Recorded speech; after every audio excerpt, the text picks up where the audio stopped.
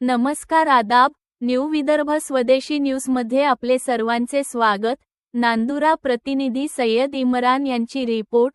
नांदुरात मंगल मैत्री फेरीत धम्मपदाच्या गाथांचा सुरेल नाद, शहरवासी मंत्रमुग्ध। नांदुरा दिनांक 1 मे 2026 रोजी तथागत भगवान गौतम बुद्ध यांच्या 2570व्या जयंतीनिमित्त नांदुरा शहरात आयोजित करण्यात आलेल्या मंगल मैत्री फेरीने आध्यात्मिक आणि सांस्कृतिक वातावरणाची सुंदर अनुभूती दिली।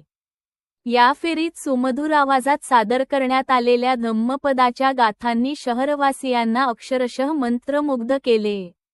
विविध धर्मांचे वेगवेगळे पवित्र ग्रंथ आहेत।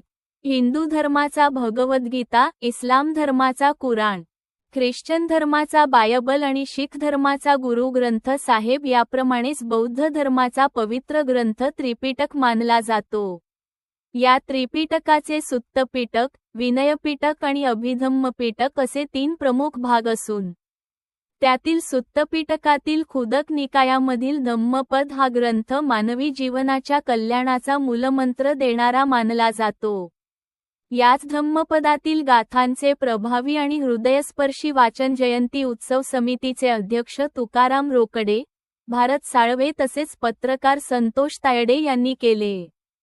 त्यांच्या सुरेल आणि भावपूर्ण आवाजामुळे उपस्थित नागरिक भारावून गेले आणि फेरीला एक वेगळीच आध्यात्मिक उंची प्राप्त झाली।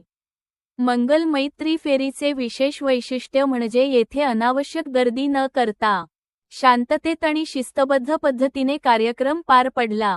उपस्थित नागरिकांच्या चेहऱ्यावर समाधान आणि आनंदाचे भाव स्पष्ट दिसून येत होते। विशेषतः महिलांची लक्षणीय उपस्थिती या फेरीला अधिक अर्थपूर्ण ठरली। या कार्यक्रमाच्या यशस्वी आयोजनासाठी जयंती उत्सव समितीचे सचिव राहुल हिवाळे, कोषाध्यक्ष विलास आठवले, उपाध्यक्ष दादाराव हेलोडे, सदस्य गणेश बांगर, गोविंदा वाघ, अमर वाकोडे तसेच भारतीय बौद्ध महासभेचे अर्जुन ब्राह्मणे यांनी अथक परिश्रम घेतले। एकूणच या मंगल मैत्री फेरीने नांदुरा शहरात बौद्ध धम्माचा संदेश शांतता, मैत्री आणि मानवतेचा मूलमंत्र देत एक सकारात्मक ऊर्जा निर्माण केली।